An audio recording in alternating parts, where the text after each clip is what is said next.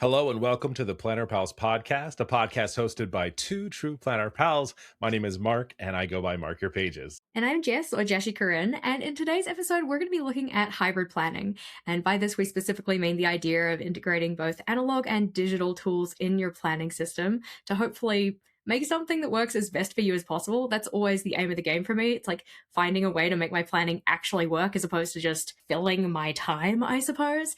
But as part of this conversation, we're going to be talking about what the kind of benefits are for each kind of type of planning, also some of the negatives and risks that come with that, and also some considerations you might want to make when thinking about designing a hybrid system for yourself.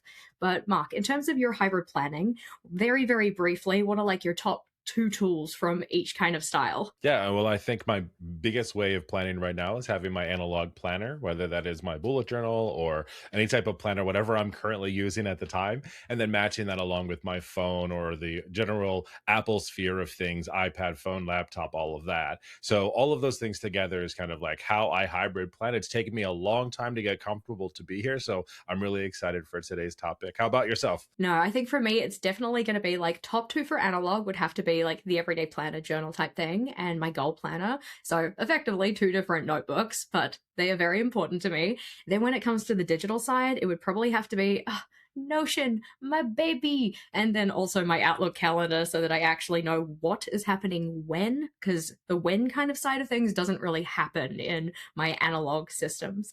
Of course, we are going to get into more details about breaking down our hybrid systems and talking about which parts are suitable for which kind of types of styles of planning. Oh my gosh, I'm gonna get like so tripped up over my words around types and styles and like systems in this episode, I swear. Terminology in general is not Jess's strong point. If you have come to any of our episodes previously, you know how I always kind of start a sentence saying one thing, get halfway through and go, I don't know if this is the right word for the thing, but I'm going to use it anyway. So one thing we will not be saying, or at least I will not be saying, will be planning ecosystem, though I feel like it's a little bit more okay to think about an ecosystem when we're thinking about digital, because I don't know, is it just because that term has already been used in that space previously? Do you call it your ecosystem? I call it I use like whatever sphere as the way of doing it because we've talked about ecosystem before being well like nature of things and we understand kind of the how it all works and things break down, but I'll call it like the Apple sphere or the planner sphere or kind of whatever else. It means exactly the same thing as we talk about when we say ecosphere or whatever, but I usually just kind of group things into balls of information and things like that. Just because it is so interconnected, I think that's really kind of the crux of what we get at when we say things like that is when you get into a really good flow, your planner works with your digital system, anything else that you might have going on. When you hit that flow state, that's when it feels really good. So yeah, the word you use to describe it, that's up to you. You make it work as long as you can clearly communicate what the hell you mean by it. It's all that matters. Yeah, otherwise it's like, oh yeah, put the note in the thingy, buy the stuff, and you're like, yeah, cool, alrighty, that sounds like a really well thought out system. But that is definitely how brain fog Jess will end up explaining things if she's not given time to process. So regardless of what terminology you're going to be using, we're probably going to use quite a few different terms, but we effectively just mean the same thing throughout the entire episode. How we're using digital tools and analog tools together to make a planning system or sphere or ecosystem or whatnot that actually functions in the way you want. Now, one of the kind of like main reasons why you might want to go with a hybrid system is I kind of think of it as like the why choose model of planning. If you know what a why choose is, then like you're my kind of book person. But effectively, we're saying, no, we don't have to do every single planning thing under the sun just in a digital tool or an analog tool. We can kind of dip into both of these pools, use the best of both worlds, and hopefully come up with something that stores information and keeps it there, captures it, organizes it in such a way that is going to be most helpful for future us. I know that you've talked a lot about not loving the duplication of things. However, for me, the duplication of things, I think, is what keeps my life running on par. I'm the biggest person that will write things in my planner. I will put it into my calendar. I've now also been putting it into my work calendar as well because I think I look at my work calendar more than I do probably anything else in my entire life. Help me. But the idea really there is just that I'm seeing it in multiple places. I don't love having to write and rewrite it, but I just have found for myself over time that it is the best thing for me, because when I started with just straight analog, everything went only inside of my bullet journal. That's everything, every single piece of my life. But I do not carry said bullet journal along with me everywhere that I go. And so then I started to take a look and say, like, well, what is the important stuff that I have to know? I almost went down the rabbit hole of the bullet journal app that they created. But then when I really looked at it, I was like, why the hell would I pay for something I could just do in notes? It doesn't make a lot of sense for me personally, but some people really like that. I know a lot of people, and I've been playing around with this idea of a planner bridge recently, essentially a pocket notebook or something small that you have with you, so that if you don't want to have to worry about your phone as much, you can just write it in there. But when you get back home, that information makes it back into your actual planner. So there are ways to kind of stay as analog as possible if that's your deal. I've just found it to be so easy with the interconnectivity of things and how easy technology has made it to just update and do things for you. It's just easier to have it there. And then when I plan for the week, I just have my iPad or my computer or my phone or whatever I have closest to me open. And I'm just kind of making sure that things are making sense, because digital updates instantly, analog, not so much. Yeah, I think that the kind of like reduced friction that I find with capturing certain information digitally is definitely part of the reason why I have a hybrid system. There are just some types of information that, maybe you receive it digitally, so then it's a lot easier just to like copy paste that into somewhere that you're capturing it. Or it could be the type of thing where actually needing to take down that level of detail and handwriting that would take a lot longer. I also very much appreciate the searchability that comes with a digital system. If I want to find something that I've recorded in my everyday planner, it's me flipping through pages, because who the heck has time for an index these days? Am I right? Okay, no. Some of you are out there like clutching your pearls, like, how dare you, Jessica? My index is precious. I am not that way inclined. But when it comes to trying to find those little snippets of information, my digital systems have those search tools in them. It means that I can find that information a lot faster, which I very much appreciate. Yeah, when I started planning altogether, or what I considered planning, I wasn't really planning. I was just using Evernote. I had an iPad. This was when the iPad and everything was just coming out, and I was like, "Who the hell needs paper? I'm digital only." And so I was handwriting things digitally in Evernote. And the problem was, is my handwriting was so atrocious that I could never search in Evernote to find those things again. So it kind of defeated its purpose. It was like I was writing things down for the sake of writing it down because I was, digitally note taking, but then couldn't find the information again. And I think ultimately that's why Evernote went to the wayside, was just because it really wasn't serving me. It was a place I was putting things and it was pissing me off when I couldn't find it again. So it was just like, no, let's not do that anymore. And I moved on to something else. But now it's almost exactly like what you just said. Some things are just so much easier to copy and paste. I find myself sometimes doing this where I start handwriting a note and I realize how long it's going to be, where I'm just like, Mark, no, come on, man. Like, I know you want to do this. I know it's, you want to see your cool handwriting with your fountain pen and your fun ink, but this is just dumb, my friend. It is much more efficient just to copy and paste this into another document, maybe. So it's a hard balance sometimes, but I think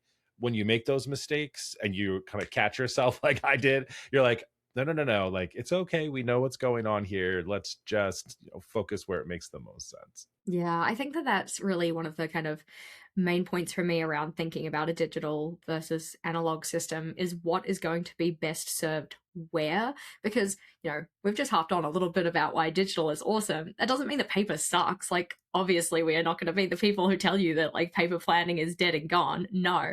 Like, I think that some of the benefits that come from a paper system are definitely like flexibility, especially if you're doing something like, DIY planning or bullet journaling or whatnot, where you can design layouts that are very much structured to how you want to plan.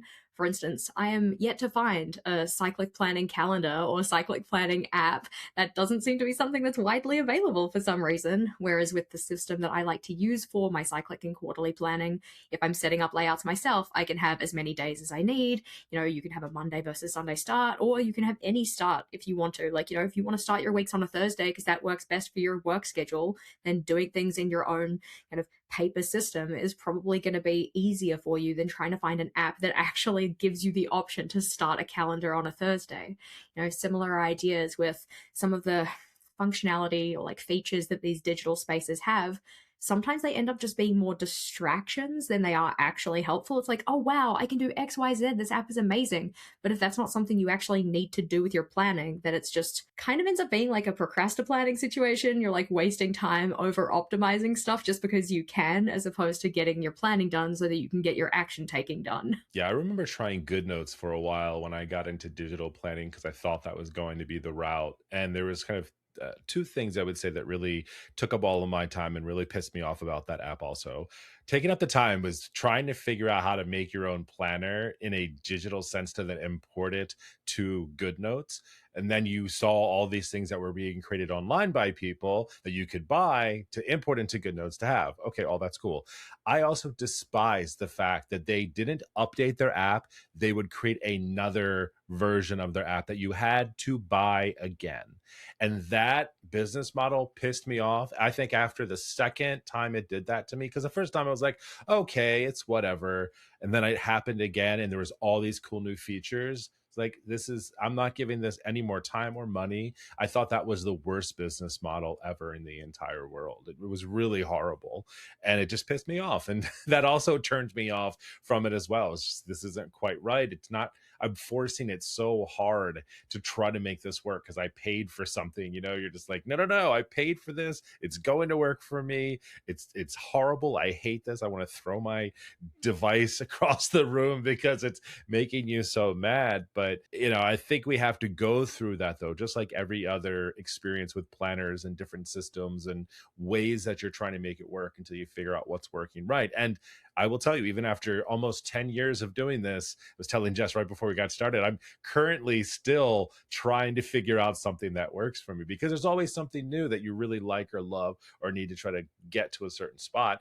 There's just certain times, though, like we were talking about in today's episode, where just the digital space just makes more sense. To try to force that to be analog is almost a waste of time. Yeah, I think that like it kind of, you can think about it as being same problem, different directions. It's like some information trying to force it into an analog system is just going to like way too time consuming, way too fiddly, much easier to do digitally, and then vice versa. Just depending on how you do your planning, what you're actually planning for, what kind of structures are going to support the planning that you need to do. So it's very much like a personal decision around how you set up a hybrid system, or even if you set up a hybrid system. We're not out here trying to like convert you or anything, but like maybe. It becomes a really fun place. There's only one app that I think is almost completely taken me to the digital side, and that was a planner app called Zinnia. I don't know if you've ever played around with that one or not. One of my good friends that was on the internets, I wish she was back, Plans That Blossom, was amazing. Nicole was incredible. I'm pretty sure she still works for them as well, and she's like curates all of the things that happen there. But not only did it have amazing fun goodies you could put into your digital space, the content's amazing over there, but they also have been focusing on that almost hybrid approach to planning, but it's all digital. So they give you the option to change your page sizes. You can choose to handwrite in that planner, or you can choose to type inside the planner, or do both. And then they've probably added so many more features, but at one point they actually had page linking. So you could create an index and link to the page where it was. And so that was something that was really interesting to me. And then you also were able to turn events into calendar events at one point too. So there's a lot of cool stuff that they were doing with that. And I was so close to it, but it is a subscription based model. I think you can do a free version that gives you a handful of pages, which I think is very nice to try, but you need the full deal to go with it. But then it just, I don't know, it's that cost analysis like we talked about in that previous episode. Is the cost of purchasing a subscription for something like that beneficial versus how many notebooks could I buy with that subscription? Or is it actually cheaper than buying all the notebooks and the stationery and the stickers and the stamps, because all of that already lives inside of that app?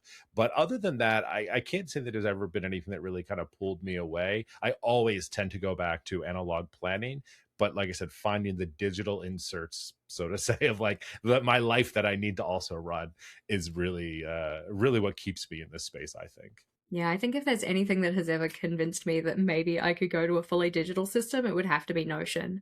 I think that's probably just because of the flexibility with the presentation of information. That one really like, sparks joy in my soul. Like I can log things on a calendar, but then also have it presented as a Kanban board, but then also have it presented as a list, which means that you don't have to rewrite all that information. It's just captured in one database and presented in different ways. Whereas if I was going to do that in an analog system, it's like, okay, set up the monthly log and then write out a list of the things and then write out the checklists that go with the things that need to be done on those days on the monthly log or like whatever. So there are aspects of my planning that I would probably pretty easily convert to fully digital, but I do love that kind of like tactile feel of pen and paper, especially as far as like getting things done, checklists, those kind of things, because of the satisfaction that comes with actually checking something off. And it's only small. Like I'm not actually out here, fully crossing things out of like done kind of a thing, which could be very satisfying for some people, but then the mess of it would give me the heebie-jeebies. I'd be more likely to get out the ruler and precisely line up that I'm exactly in the middle of the dot grid box so that I can perfectly roll it off. And then if it wasn't straight, I would throw the planner away. But that is neither here nor there.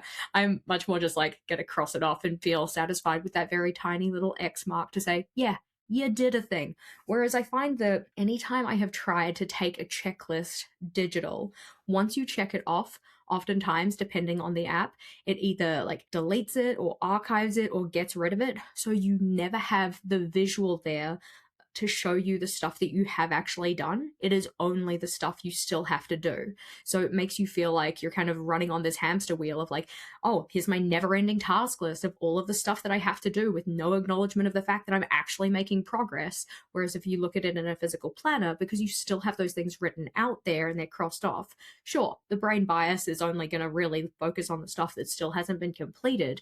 But at least you can take a second glance, take a look over, and effectively acknowledge the fact that like yeah, actually I did get things done today, despite what my brain is telling me come the end of the day, where it's like, oh my god, what did you even do with your time? But anyway, I do think that a hybrid system though, now as we've gone and like crapped on paper and crapped on digital or whatnot, I think that if you design it right, you can get the best of both worlds. And I think that's a nice part. You can have your paper planner with your checklists or whatnot that give you that acknowledgement of having gotten things done. But then you can also have the speed and efficiency that comes with the digital stuff for the things that need it. What are some of the benefits that you see for hybrid planning though? Well, I would say definitely the intentionality behind it. When I sit down to plan out my week or the next 2 weeks or whatever span of time that I'm currently looking at, I know that's what I'm there to do.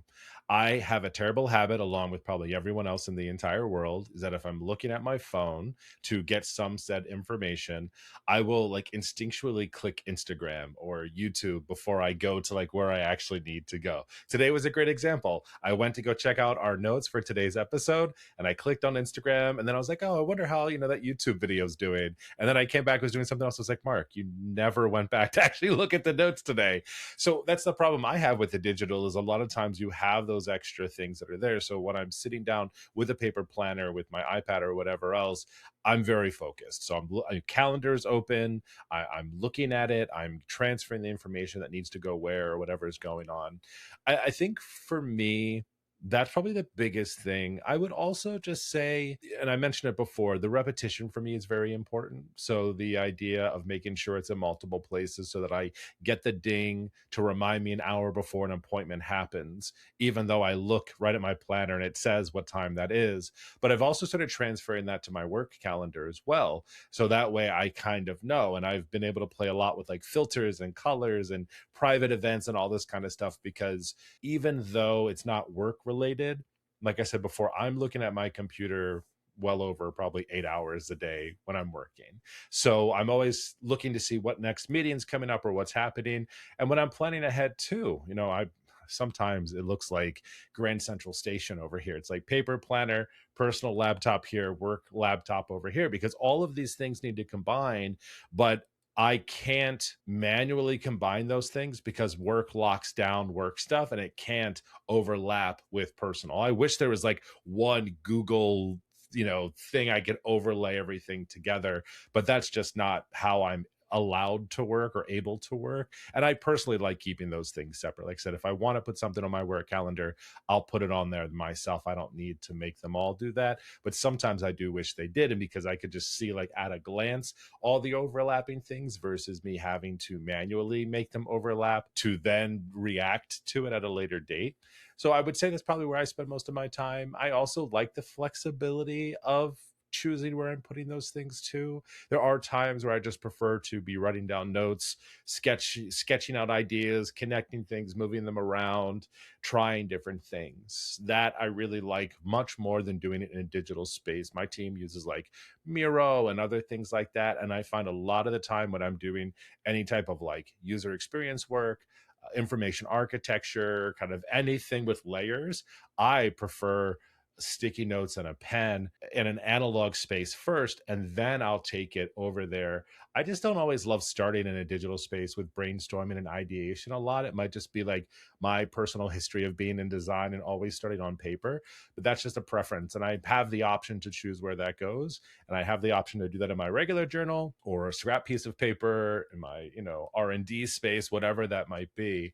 And if I don't get lost in the decision making, which also does happen sometimes, I'm very productive and happy with my decisions. Oh, very fair. I think that flexibility definitely is one of the greatest benefits for a hybrid system because if you find yourself, really putting yourself in camp like digital or camp analog, then oftentimes if you're presented with new information that you need to organize or a new kind of situation that you need to plan for or a life change or like whatever, then oftentimes our mind will just default to the system that we're already using and how we can like retrofit it or like I don't know shove a square through a peg hole or like whatever the kind of saying is. You get the idea. That's not the actual saying, but Jess doesn't know sayings. Doesn't matter. So I think that if you come at like planning your planning system, designing your planning system to be hybrid, it just gives you more opportunities to problem solve and find a fit that works best for that new situation for yourself rather than just defaulting to like, okay, well, I only ever use my paper based planner, so then everything must be in my paper based planner, as opposed to having a hybrid system where you're like, okay, cool. Which part of my existing system is actually going to serve this as best as it can, or do I need to bring something new in? I think it just like sets you up with a mindset of flexibility, which I think is really nice. Also, with that whole idea of everything playing to its strengths and whatever, I do appreciate that you can have a system where you're taking more time away from screens if that's how you want to design your planning system. Only have very small pieces be digital because they're really, really served by that. Whereas, most of your planning and such happens in an analog space that doesn't have the dings and the notifications and the pop ups and the little red badge that says you have 15,000 unread emails. Oh my God, please do something about your inbox. But then you can also have it where the things that like you're really going to benefit from having those notifications, they can be on the digital space where they give you those reminders like you mentioned about the appointment and the meeting and the reminder that says like, hey, don't forget you actually have to get ready before you leave the house, so give yourself an extra 5 minutes there, bro. I need those reminders. My time management is so poor. So I think that really just like having a system where everything gets served in the best way possible, that is definitely like the biggest benefit I see for hybrid.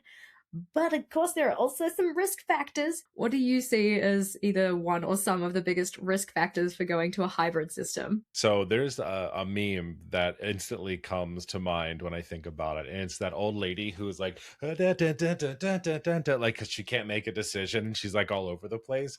There are some times that I literally do the decision dance in front of my desk because I'm like, does it go in the phone, the planner? Do I put it over? And I'm literally like moving around my brain and my body, or can't make a decision together. So that sometimes can be a bit difficult. I know that if you are much more intentional, like I said, I know there's the intentionality behind this, but if you know where certain information goes, then that decision making goes away. It's a calendar event. It needs to go into my digital space first before I transfer that back over into my analog place.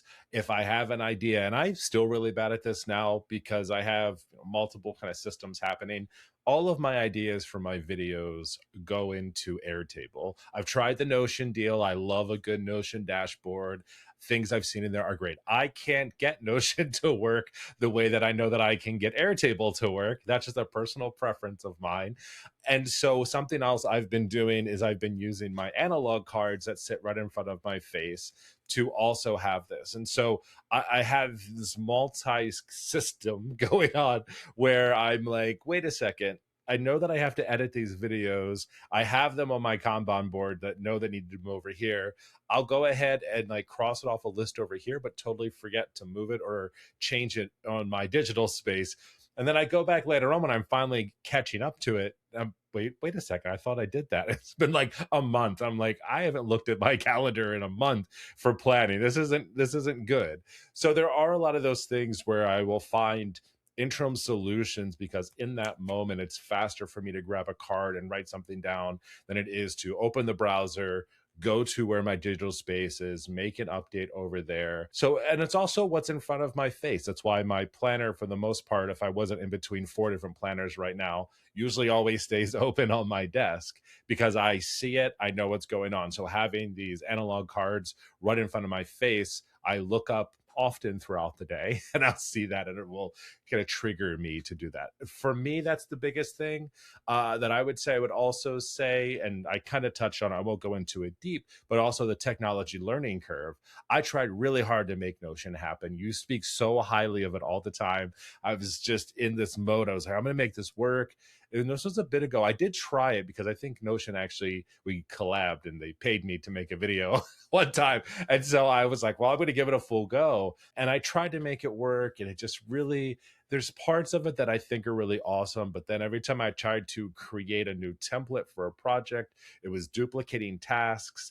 And then the whole thing was doing the same thing. And I couldn't make it into my brain to say how to fix that problem.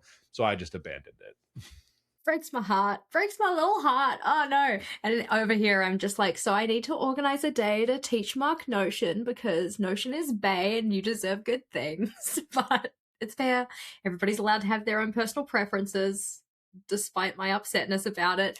But no, I think that like the learning curve in particular, like kind of for any type of tool, but I think for digital tools especially, learning a new digital system can be challenging, especially if it's one that is quite outside of what you've been previously used to, or if they come up with like updated features like our recording software which wouldn't let us do our test today. We're like, where's the test button? It says go live. Is there a live studio audience? I hope not, because we've stuffed up our words many times. The edits are required here.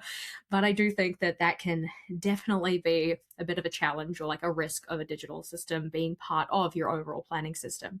I mean, technically speaking, you could have similar stuff with analog, but I find that the troubleshooting there usually isn't as bad. What I also think can be kind of a risk with a hybrid system is that because you have more spaces to play with, you can kind of get yourself stuck in the weeds a little bit of like over optimization and like constantly tweaking and never really settling on a system that's actually going to like, I want to say just works kind of a thing.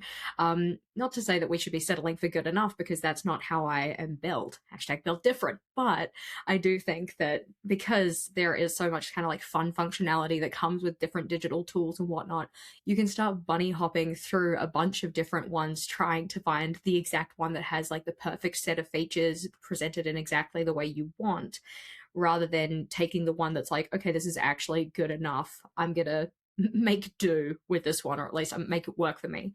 Which I guess you could say that the same type of thing happens with pre-printed planners too.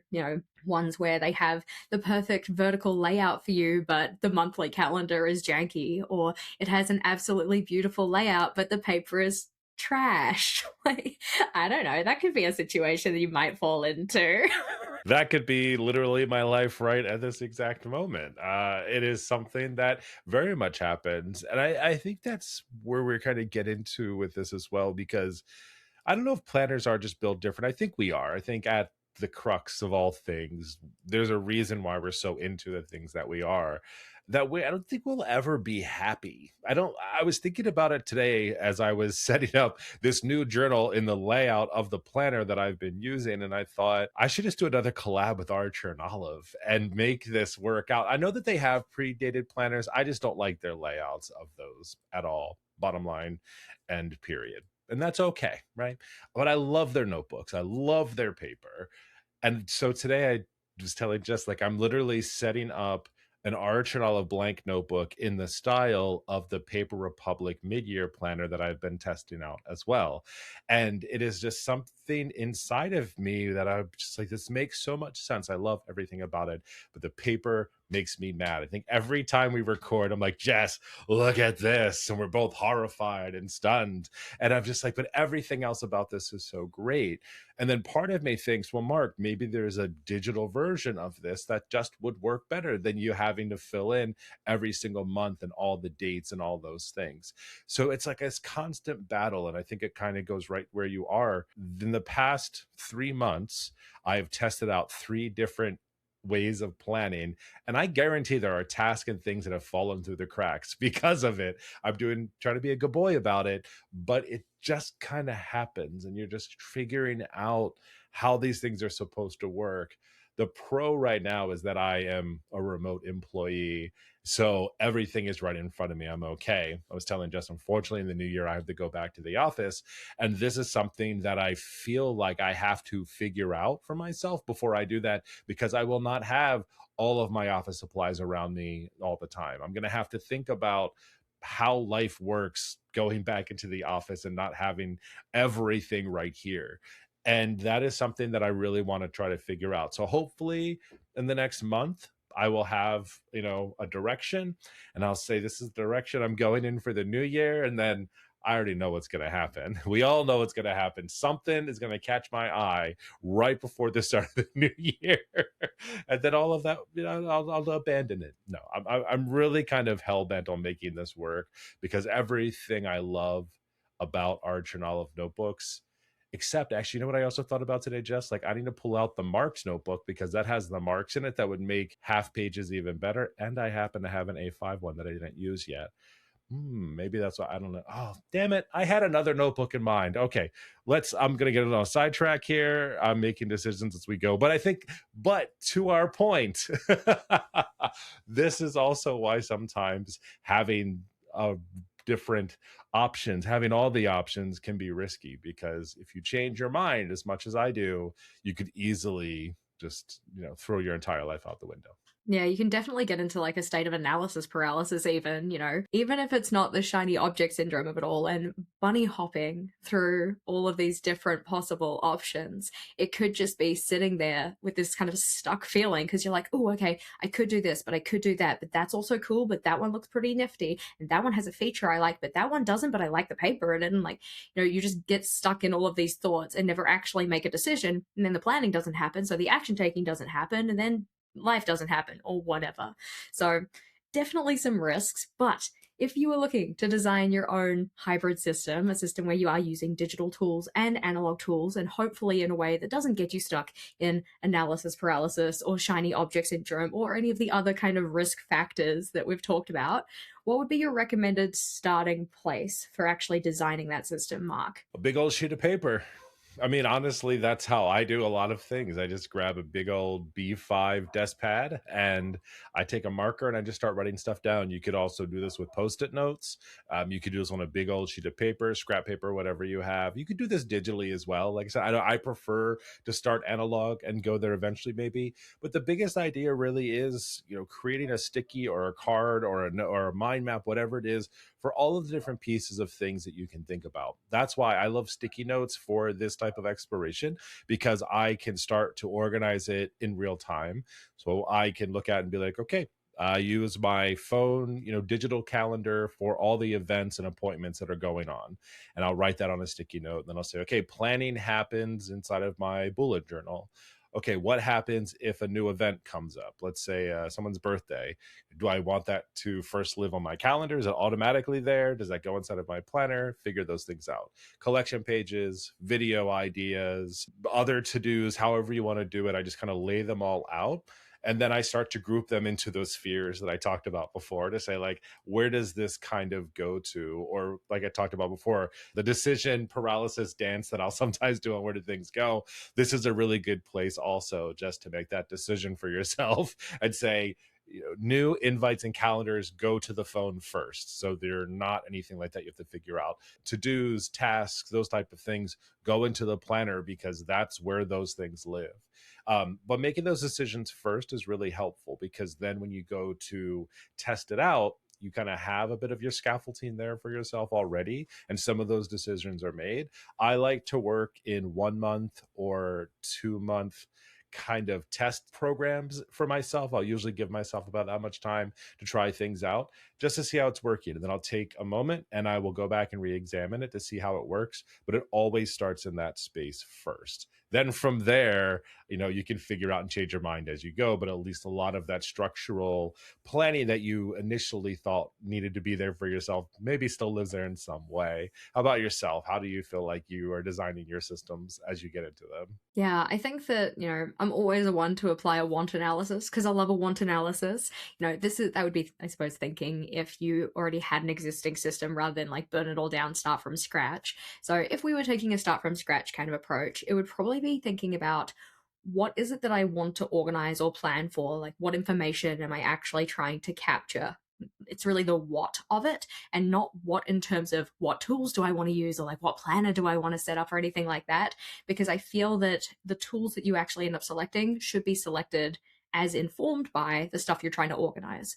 So it's like, okay, well, I need to organize my calendar events, like appointments, events, happenings, those kind of things that have like a time associated with them and a date.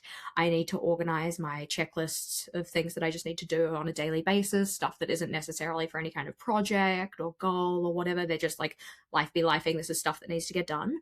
I need to organize goals and projects and the stuff that needs to happen for those. And then there might also be some kind of like tracking elements that go into that. So, keeping track of the progress or your work towards it or the actions that need to be done in order to make progress on those things, that kind of stuff. And then anything else, your situation is your own, but getting very clear on what it is you're trying to plan for, what it is you're trying to organize. Once you've got those, then it's unpacking like, okay, well, what type of system, what type of space would this be best suited for? If we're thinking about those calendar events or whatnot, am I more likely to get a calendar event either from like email or like a digital appointment receipt, or am I going to be like organizing these when I'm probably on the go, so I might not have my planner but I will have my phone? Then it's like, okay, all of those suggest that maybe instead of putting it in a physical planner, I want to put it in a digital space like a digital calendar. Similar idea with, writing your checklists for the day. Do you have that need to have the satisfaction of checking something off a list and not just having it disappear into cyberspace like Jessica does? Then maybe we put that in the paper planner.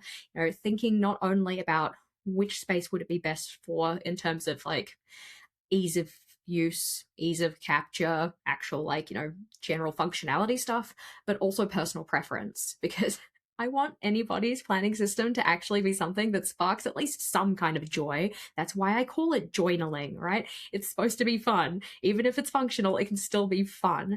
So thinking about which types of systems or like which apps or layouts or whatever else is going to make it so that then I actually enjoy the process of doing the planning that I need to do the things that I want to do. That would definitely be part of my kind of consideration. I like your point about giving it a decent test run as well. I find that as planning people, oftentimes the sphere of planning people and the sphere of perfectionists is very close to being a circle. And so if you are the kind of person who does really want to have the perfect plan before you get underway with things, I would very much encourage you to take this as like a trial, a soft run, a test run, as opposed to like, this is going to be my perfect planning system for five ever and nothing will ever change. And this is going to be the most excellent hybrid system that ever existed for me. Maybe we like dial it back a little bit. Don't go in with that kind of mindset, but instead go like, this is iteration alpha. This is 1.0, like kind of a thing, so that then you can test things out, trial it, tweak it, make changes, rather than expecting yourself to get it 100% perfect from the get go when you don't actually have like the lived experience of being in those systems and using it to organize your stuff. Because we're going to learn a lot more about what works for us if we actually just get started. Yeah, and that I mean, that reminds me very much of when I started my very first bullet journal. 10 sheets of paper, folded in half, stapled down the side. And I just started trying it out just to see if it was working. I know I say it all the time, but paying 15, $17 for that LT 1917 seemed ridiculous to me at the time. But doing that was really important for me, though, because I made those mistakes. I was learning how the system worked and trying to figure it out, and I would say the same exact thing now. I think the only reason I'm able to move a little bit quicker in my decisions and knowing what I like or don't like is because I've been doing this for so long. So I can get a new planner or a new notebook and try it out. And within the week, I tend to know how it's going to work. This Paper Republic, this mid-year planner that I have, I've given almost an entire month into it. I actually haven't even opened up my bullet journal for the year because it is working for me for the most part. But giving it this time has also really helped me realize how I like to plan. And I think that is also a big benefit of trialing something, is because those things that aren't working, maybe put this in a collection page for yourself. I've also been putting this into ChatGPT. Talk about like a weird way to potentially use AI to organize all of my thoughts and things, where I'm like, here's how this planner is, here's what I like, here's what I don't like. And it also has been telling me, like, oddly, how I feel about things. So was telling me the other day, it's not that you don't like this planner, Mark. It's actually that you don't want to change the way and the tools that you're using to plan for this planner. Like almost like I'm making accommodations for a piece of paper versus doing something that I really like. But having a space to write down the pros and the cons as you're going through with it, I'm finding to be very beneficial in how it works. And then that way I can take all that information later on and make a new decision based off of that. I mean, I'm at the point now with this new idea. I was almost thinking, and I don't need to do it. I have so many freaking notebooks behind me, but that Arch and Olive system that you're using with the quarterly planning in there, I almost thought, like, do I just do it inside of there? But that means I have to buy more stuff, which I'm almost kind of almost there doing, but I'm not going to do it. I'm not going to do it. I'm not going to do it. I'm not going to do it. But that could potentially be a solution for the future if the way that I'm going doesn't quite work out. But this is the fun, I feel like, of what we do. It's I don't know, it's the materials. Like I found like a new joy for planning today when I got out some stamps and my pens and my markers and all this different stuff. And I was like, oh, I can't do this in my current journal. I realized how much I missed it over the past month of not utilizing those, because I couldn't even put stamps inside of this planner because it just came out on the other side and I couldn't write on it. It was atrocious. And it's very sad. But it's stuff like that that you realize, oh, I actually really like this about this, so I needed to make it work for me. Yeah, exactly. And I think that those kind of things you won't necessarily know or learn about yourself in the way that you like to plan unless you actually get in and give it a go. You know, I have used one full A5 size notebook, or like a 160 page. So what used to be considered a full size notebook back in my day, I've used a square notebook which has like 160 pages as well, I'm pretty sure. And again, I was coming at it from this lens of I'm going to be doing quarterly planning, so you know the structures that I'm going to use in there is going to be a little bit different. I'm only going to be using one planner per quarter. And I've had to kind of learn, okay, if that is going to be the case, then you need to be selecting notebooks that are smaller, either in terms of like actual page real estate, like a B6 works absolutely beautifully, wah, chef's kiss, for a 3-month period, whereas something like a full size A5 or a full size square, that leaves a lot of space left over unless you are, I don't want to say like padding up my planning, but like kind of padding out your planning. Like, oh, I'll just make like a decorative cover spread that goes for 3 spreads because I need to use up space in this planner, which is not my personal preference when it comes to planning right now. But even though I could have done the math ahead of time and gone in and said like, okay, I need, this many pages for this collection, and each week we'll get this many spreads and like whatever else. And in fact, I did do the math. I still didn't appreciate how much space was going to be left over at the end of the quarter until I actually got in and tried it and saw it there kind of like, in front of my face in physical form inform, like, okay, this is the space that you didn't need for this quarter. Do you want to be using one of these notebooks again? Or would that feel wasteful? Not to say that there aren't ways I could have used the paper. Like, I could have decided at the end of every single one of these notebooks, it became like a junk journal or a collage space, or for like scrapbooking or whatever, memory keeping. But I'm also not that way inclined right now. So going to the system I've got now with the Everyday Deluxe with what, 128 pages in the A5 size, I haven't gotten to the end of the quarter just yet, but the size seems kind of perfect at this stage. But then also, got to make sure I actually do the trial run. I might get to the end of this quarter and realize that I was like, I don't know, 6 spreads shy of actually having enough space. So then it's like, cool, with that, I can make tweaks, I can make changes, I can adjust either what I'm capturing in here, how many times I set up the same collection because I just want a fresh copy for the new month, which has been happening, especially with my exploding project that I'm working on right now, which will get done by the end of the quarter. At least it has to, because otherwise it explodes. That's an aside. But I think that doing that kind of like trial run for yourself or an ooch or a little bit of a test just helps make the system that is actually going to work as best for you as possible. I think that like another kind of like side point of advice is also noting that once you do find the quote perfect system, things change. So, like, either they update the app and now you hate it, or maybe you've decided that you don't want to use this type of paper anymore, or you've got some kind of life change happens and thus your planning system has to change accordingly.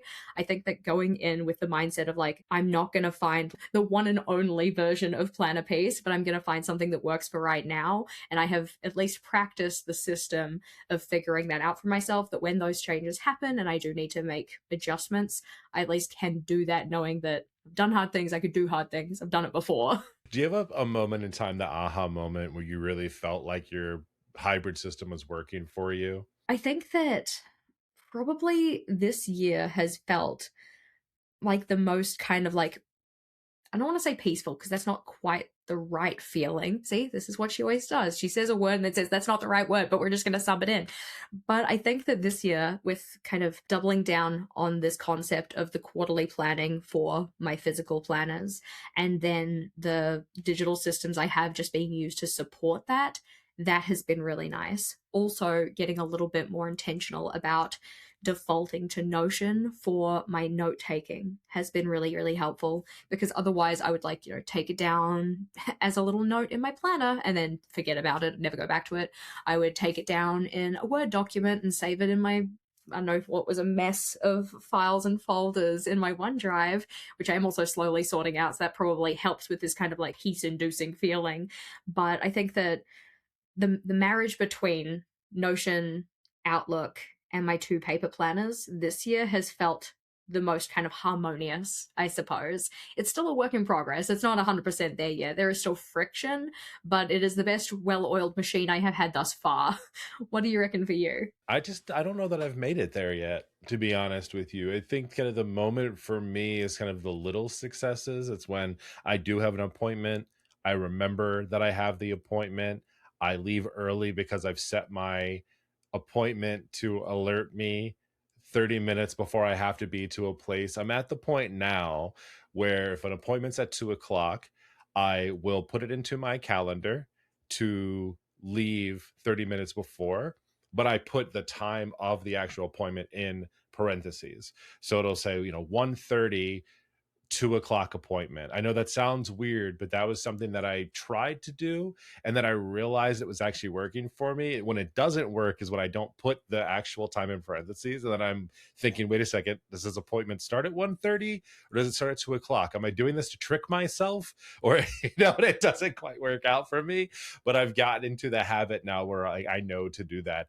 And it makes me feel really good when I'm not late for an appointment. It makes me feel really proud of myself when I leave the house on time and I get to go where I'm going and I've actually planned appropriately for said thing. So thinking about travel time and taking that into consideration as I'm taking the time and being intentional about putting that into a digital space, because that's where a lot of this stuff happens.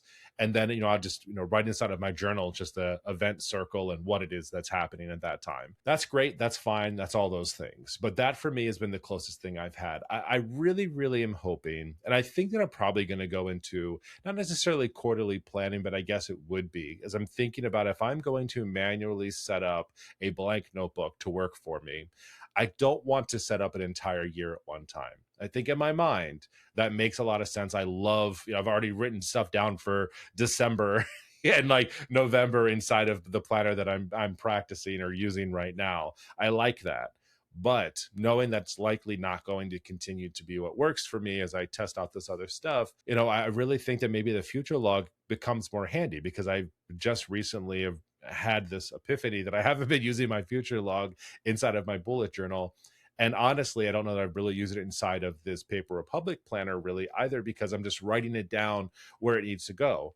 But if I'm only planning things from a quarter basis, one, that makes me feel like it's not as much to set up. It's still a lot. I'm setting up a quarter, multiple months still feels like a lot for me, but at least it's not an entire year. And so I think that'll be kind of like the next big moment for me. And if I can get that to work, I can find this balance between it. I think I'll be in a really happy place. I just have to change my mindset of how I've been planning because for the longest time, it's been on a week to week basis inside of my bullet journal. And so I've never really planned ahead other than maybe remembering to put something inside of my future log, but not really. So I think if I get to that point, it'll really make me feel really good about it. So we'll see what happens. I'm still a work in progress. I don't know. I'm trying not to be too excited about the concept of you planning quarterly. So like she's being very chill, like, oh yeah, sounds really like a cool idea that might work for you. When in the inside I'm just like, oh my god, oh my god, oh my god. Like really exciting.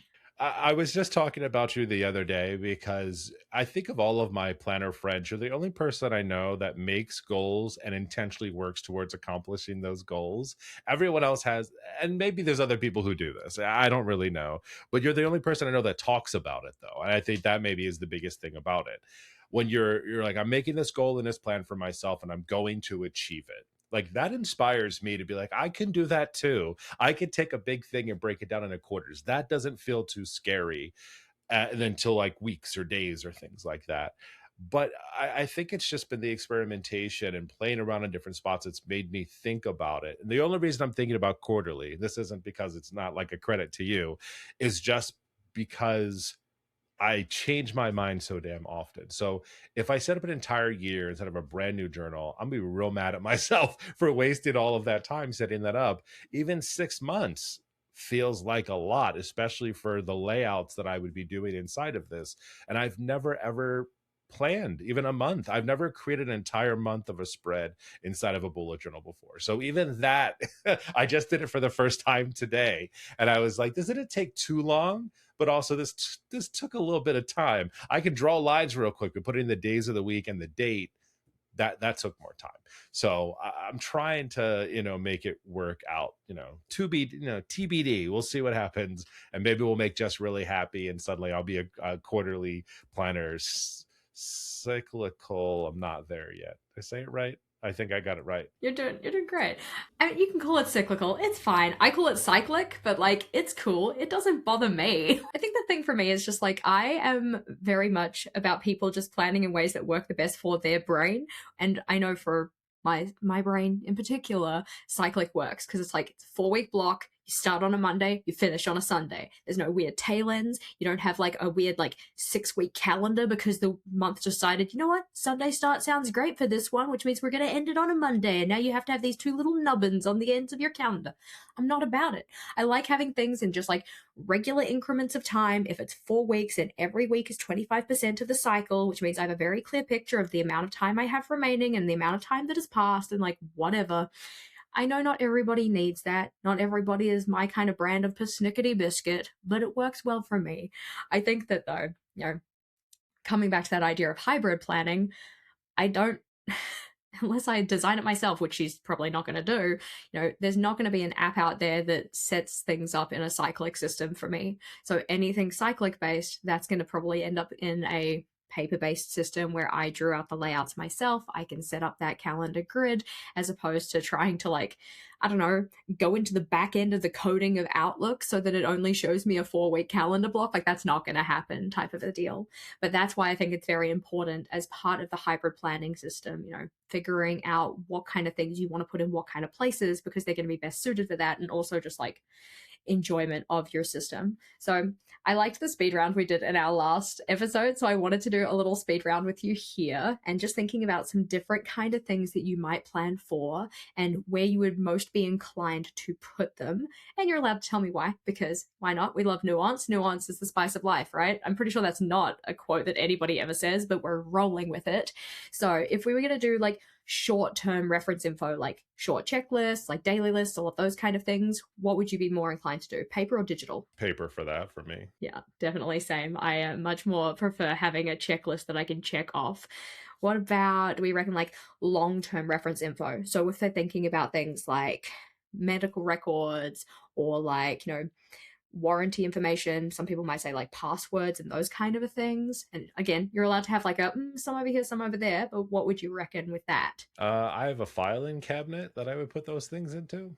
So it's technically analog, but it would not go in a digital space and it would not go inside my planner. It goes in a filing cabinet. Very fair. We are much more inclined to be the type of people who do that kind of stuff digitally. So if we get a warranty document or like recipes or like anything like that, we will either scan the information or like transcribe it out or whatnot and put that in a digital system. Usually for something like a warranty document, it's just like, I don't want to keep all this paper clutter in my house. I ain't got time for that. So yeah, we'll like either find a copy of it online that you can just like download like a manual and file that away, or we will literally scan documents in so that we can throw the paper out.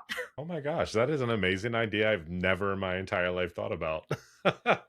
I am allergic to clutter. Ah. Also, I think that, like, I know some people, for instance, with their passwords, they will literally keep like a little password book type thing, either of the actual passwords or of password hints for themselves. Whereas I will still keep that digitally because I'm more likely to use the password digitally. There's not a lot of analog passwords that I need to use. Like, you go down to the secret club and they're like, password, and you're like, I like gin or whatever, and they let you in. That's not something I need.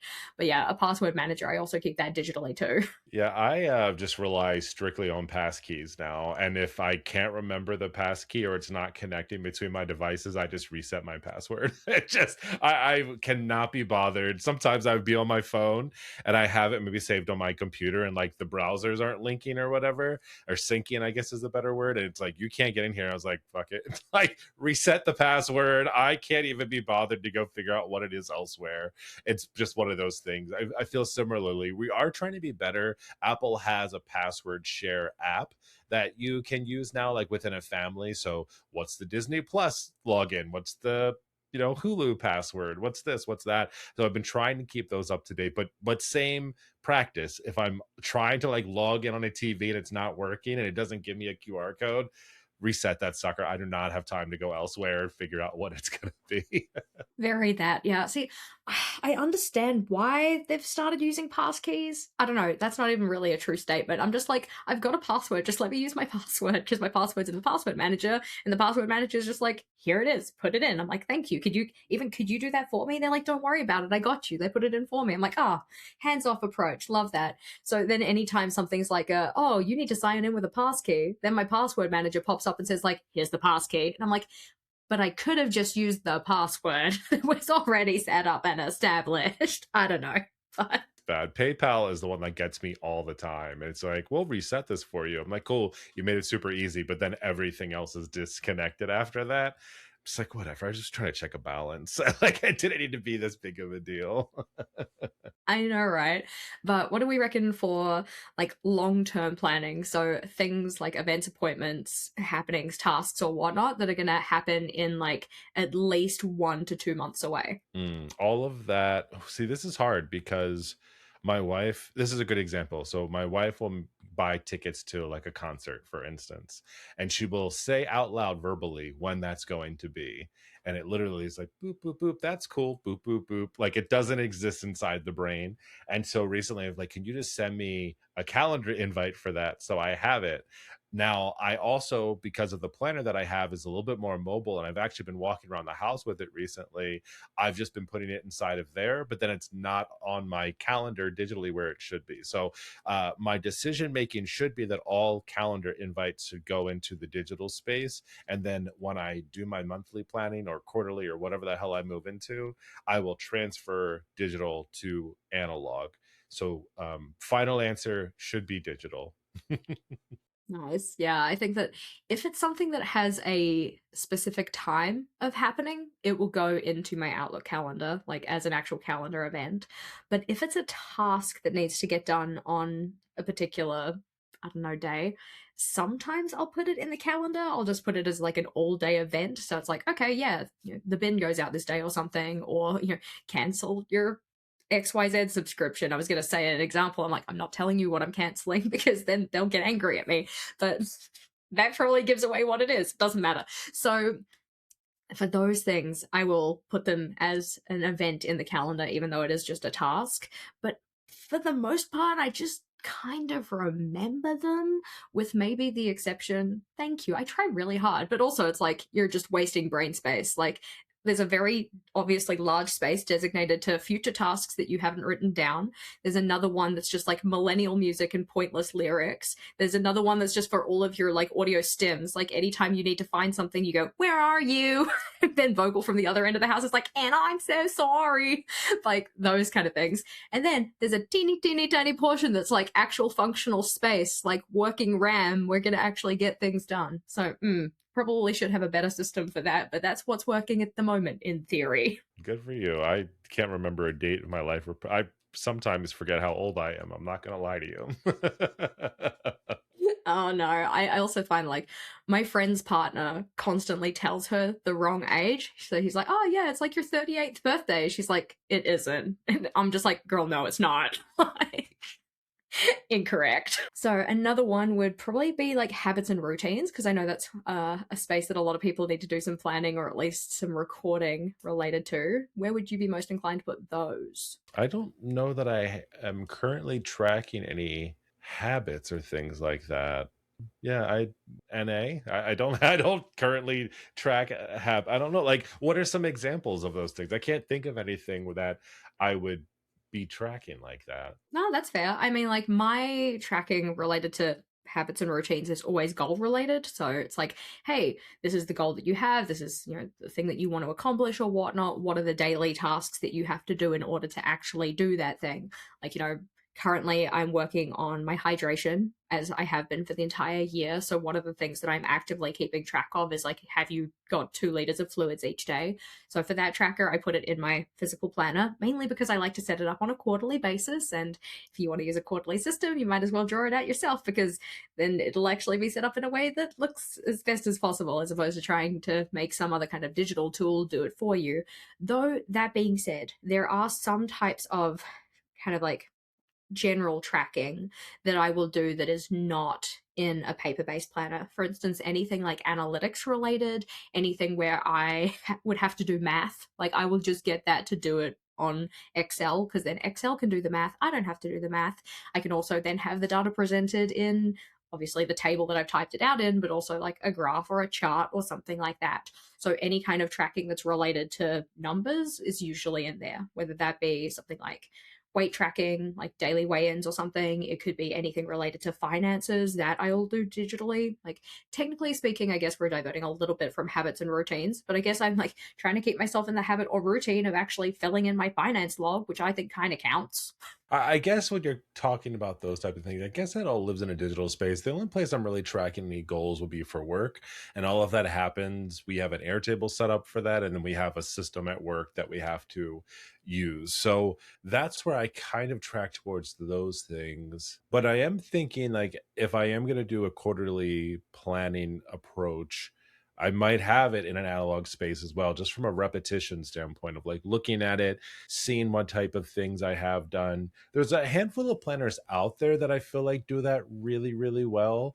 But again, it's like everything's dated and figured out for you. But there is a handful of them that, like Finish's Secret is one that I really like, where if you're the type of person that likes to have it all out there for you and like you're not the type of person to create it on your own, it does a really good job of like having you write out like your goals and and the things you have to do to achieve said things.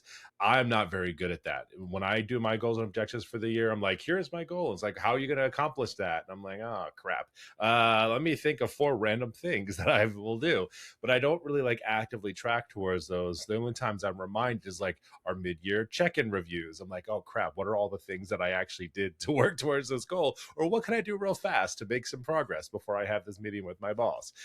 So I think I need to get better about that. So I guess technically it's all digital, but it could be analog, but I'm gonna final answer digital. For now. TBC. No, that's fair. And I think that's the kind of thing, like, you can change your mind. I currently do my habit tracking on a paper-based planner kind of system, mainly because I like to use my dot markers and I get the very satisfying, like, dot, got it done, dot, didn't get it done, but at least putting the dot down was still satisfying. So, like, that's cool. But yeah, as soon as anything has numbers, I'm like, digital is just going to be easier. Then you can, do the calculations, computations, all of that type of thing, and I don't have to do it for every single data point, which usually is not my personal preference. But alrighty, probably the most important one, and I already know your answer to this, but I just want to hear it again. Brainstorming. What do we reckon? Yeah, so brainstorming for me almost always starts on paper. It just works in my brain. Things move, things change. It just makes it easier for me.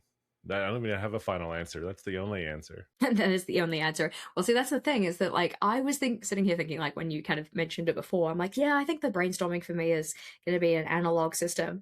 And then I thought about it a little more, and it definitely depends on the style of brainstorming that I think is going to be best.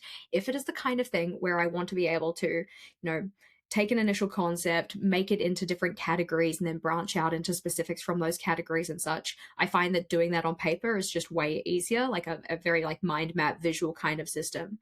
Whereas if it is going to be the kind of brainstorming which is just list based, oftentimes that's because I have hella ideas already. I don't need the kind of like thought prompt of trying to categorize things first, or like effectively using the different subcategories as prompts to then make ideas off of those. If I'm going with a list, I'm probably going to type it out because I can type faster than I can handwrite, and if my brain's moving at a bajillion miles an hour, then I want my hands to be able to keep up, so it's just like let's get all of the stuff out into usually a digital system. Also, I think that the best part about a digital system for that is that once you then have your list of stuff, you can reorder them, chop and change them and such, or like put them into subcategories from that. Technically, I guess you could do that on paper if you were writing them on sticky notes and like moving them around, or taking your piece of paper and then cutting it up and then putting it into categories, but that just feels like a procrastination tool for me. I could have just typed that list. Yeah, I mean, at work, when we do any type of collaboration, especially being a remote team currently, it's all digital. But I'm still like the type of person that will still create my own stuff by hand because it just flows better that way for me than typing. I also hate when you're in a multi collaboration space and everyone sees what a terrible speller you are. And I'm like, he should know how to spell strategy. Like that's not a word that you should be misspelling at my age in my business, but I misspell it all the time. And there's a lot of other words too. And so I really don't like that. So a lot of the times I'm writing them down myself on there, or I'm like off in the corner where no one else is, like spell checking my little sticky notes just to make sure I don't look like a complete fool and idiot. Or I do have some content people on my team who will spell check for me, and I see them click on my little card and they're changing the spelling, and I was like, oh, I love you, thank you. I'm also embarrassed. But I think just prefer, even in that case, if someone's like, okay, 10 minutes to brainstorm, I just find it easier just to have a little notepad to the side, and then I'll just transfer it myself later. A lot of these apps too now, I really like this. You can take a picture of your handwritten post-it notes and it will automatically transcribe it to text in a digital space. So that's also another thing that I've been doing too. But like I said, I just prefer analog for that type of thing, even when it is a group project. Yeah, I can very much appreciate the kind of like tactile nature of brainstorming, and like you mentioned with the idea of like it flowing out of you better, the ideas and thoughts, and onto paper rather than the digital space. And also like fully understand how strategy is a hard word. That and restaurant for the longest time. Like I don't know why, but those ones like would constantly trip me up. My most commonly misspelt word now is notable, and I use notable and notably so often in my writing. And it's like, by this point, you should just know how to say it. You should just know how to spell it. Sometimes I will literally reword one of my goals to include a word that I have trouble spelling because then I have to learn to spell it because I need to write it when I write my goal. That's what happened with me in the word nutritious. I was like, nut, rit, eos. That's how, like, you know how people do Wednesday? I had to do that for nutritious. Yeah, decision is still forever and always going to be the one word that I will spell check, have to all the time. Every single freaking time. By this point, I should know it. But yeah, strategy and decision are the two things always that are about. I'm like, I even think about it, I'm like, D-I-C, no, S-S-C. And then it's still a little red line. I'm like, son of a bitch.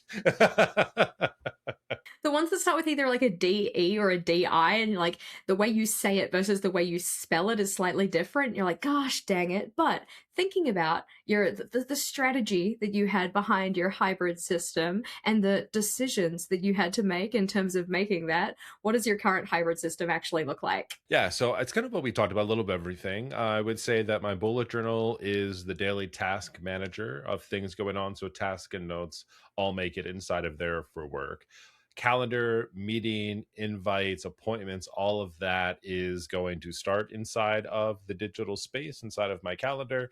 And then as I plan week to week, they then will transfer from there onto the calendar spaces. That could be inside of my planner, that could be just transferring, even though it's digital to digital, I still consider it like part of the process. But my personal calendar to work calendar for certain reminders and events of things that are going on.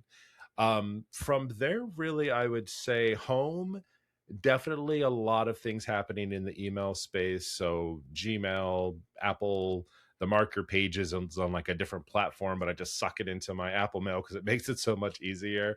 But a lot of things are happening there. A lot of stuff, the podcast, for instance, it used to be analog, and then I realized that's just a crap ton of work. So now that's completely all digital. I need to find a new use actually for my podcast notebook because I set it up for like 3 years basically thinking that I was going to use it for that long, and I was so excited, and then we don't use it at all. So even stuff like that is there. And then Airtable is really the spot where I'm putting a lot of ideas. I am starting to, though, utilize ChatGPT more for that. So I will start an idea in there and just make it into a project, and then just continue to update it as I'm experimenting and doing things. So I'm using it not necessarily for answers, but I'm using it to help me collect all of those ideas. So instead of writing notes or typing notes and keeping them there, I've been putting them inside of chat projects, and then everything is just there working together. And I also like that too because it remembers other things. So I've been using it a lot for analytics, especially for YouTube and stuff like that. And it'll be like, oh, this video did really well. So as we are thinking about the title and description and all of stuff for here, we can utilize what we've learned there, which is also teaching me. It's not that I'm not letting it do all the work for me, but we are learning together. I have to give a name to chat because like my wife calls hers Geppetto, like GPT. So Geppetto is hers. We were talking about this at work the other day. My coworker's mom just calls it Al because when she first saw it, she didn't know it was an I. She thought it was AL. So she calls hers Al. So I had to think of a better name for mine because it's being real sweet to me right now. Every time it's like, wow, this idea really made me smile. I was like, you are not real. You should not be smiling, you creepy digital thing. But that has been something brand new that I've introduced over the past, I would say probably the past 3 months. I've been utilizing that more than the Airtable. So things move. So I would say that's kind of my mark sphere. Your mark sphere, nice. Yeah. I think that in terms of my system, like we talked about kind of with the analog tools, very much the everyday planner and the goals planner. So everyday planner is for, funnily enough, everyday planning. So daily task lists, writing out my weekly kind of dashboard space to map out like, okay, what priorities do I have for the upcoming week, rather than going back into my goal planner and looking over the entire goal plan or the entire project plan and getting incredibly overwhelmed. It's just pulling out the stuff that I want to focus on that specific week. Having my trackers in there to actually hold me accountable to working on my goals and projects projects, that's quite helpful. Any kind of like specific checklists, anything where it would be satisfying to be able to check the thing off in a physical space, that will go in there. For the goal planner, though, that one just pretty much goals and projects related. So brainstorming what those goals and projects could be, actually selecting them, mapping them out, planning them out in full, and then sometimes like reflection spaces in there too to say like, okay, how did the quarter actually go? What got done? What didn't? What progress can we be proud of? What are we celebrating? All of that kind of stuff. So that's mainly the analog systems, with the occasional like, gets out a scrap piece of paper to write something down very quickly, but that's for stuff that I do not need for a very long period of time, because if I did need any kind of note for a long period of time, that will be going in Notion. Baby, I love it so much. This is where I do all of my content planning. So I've got my content calendars in there for like obviously our podcast and also my channel, book club stuff, like any kind of output that I have for social media, my job, whatever is going in there. I also have a separate aside space, which is my notes space, which is for any of those long-term notes that I want to take, or ideas, or just like information that I want to collect and maybe come back to at some point. That's all kind of set up in a system where each of those notes is its own individual page, but the page is within a database, and then the database has information like, I don't know, life categories or tags or whatnot, so that then sorting through the information is a lot easier. Also, Notion has a search function, so I can search the notes, and that makes it easy too. I also over there have my kind of work wiki, which is effectively like a note space, kind of similar to that, but it is just for stuff related to my content creation kind of things. And that's because I share it with my operations assistant slash the editor of our podcast, Francisca, absolutely fabulous individual. So that's all the information that is going to help her and me do the things that help for the running of both of those spaces, nice and easy. Then in terms of other digital tools, definitely Outlook, because that's where all of my emails come into. And also the calendar feature in there. That one is where I put all of my long-term kind of stuff, appointments, events, happenings, or whatnot that are going to come out in like XYZ of a time frame, anything that's not in the current week kind of thing. They all go in there, along with some of those tasks that they are going to happen on a specific day. I need the reminder that they're going to happen on a specific day, but as soon as that week starts approaching, I'll probably take it out of the calendar, put it into my everyday planner as an actionable task that I can check off. Outside of that, though, the other main digital space that I use for planning is probably Excel, and Excel is very much my first love. When it comes to planning, sure, I've been doing paper-based planning for a while, and there was a stint there where I wasn't doing it as much anymore, but since I was in year 5, Excel has been my happy place, and I'm definitely using it for more things than I actually probably should be, and I don't care, and I will continue to do that. But that's where I keep things like my finance tracker, that'll be things like my health analytics, that'll be things like my analytics for the channel and any other social media space. It's like anything like that will go into Excel, but then I also do things like comment builders in there, like the posts that I need to put out for our book club to be like, hey, insert tag of grouped people here. The read that's coming up for our month read has the theme of blank. We'd love it if you gave a suggestion of insert description, so that then I don't have to like rewrite it from scratch every single time. I do it for those kind of things as well. But love Excel. Oh my gosh, love Notion. Excel and Notion, babies. Yeah, I mean the magic that you make happen even in whatever Google's version is it. Like you are a magician in there, because there are just things that I cannot make happen. And there again, I could make it work in Airtable, no problem. But for whatever reason, Excel and like all those other things just don't quite work out for me. So I very much appreciate your skill set when it comes to there, because again, not my forte at all. Yeah, no, I appreciate that Vogel also appreciates my work in Excel because it featured in both of our vows. Credit where credit's due. I love Excel, and Excel loves me too. And I know that there's more that I could learn about that. Like, I actually went off on a complete tangent in a recent live stream about Excel with the people that were there, and I just get very excited. And I know that not everybody shares my enthusiasm, but if you get me started, I will not stop. I think you're the perfect person. I don't know if you've ever seen the sticker, but it says "Freak in the Sheets" and it's got the Excel logo. That's you in my mind. I was so close to buying myself a little badge pin that had that on it. I think I still might get it, put it up on my pin board. Absolutely love it. All right, Planner Pals, we can't wait to hear from you. The question for you this week is: do you have a hybrid system that's working for you, or are you still experimenting to find out what that looks like? Let us know down in the comments what's happening, what's working for you, and we'd be very excited to hear from you there. You can also email us, plannerpalspodcast@gmail.com, or hit us up on social media at Planner Pals Podcast. Very eager to hear about your system, whether you're, very camp analog, very camp digital, or some kind of blend. As said, I think it's the best of both worlds. I also want to hear what apps in particular you're using so I could go on a complete tangent side quest rabbit hole for myself instead of doing my actual work. But as always, thanks for watching.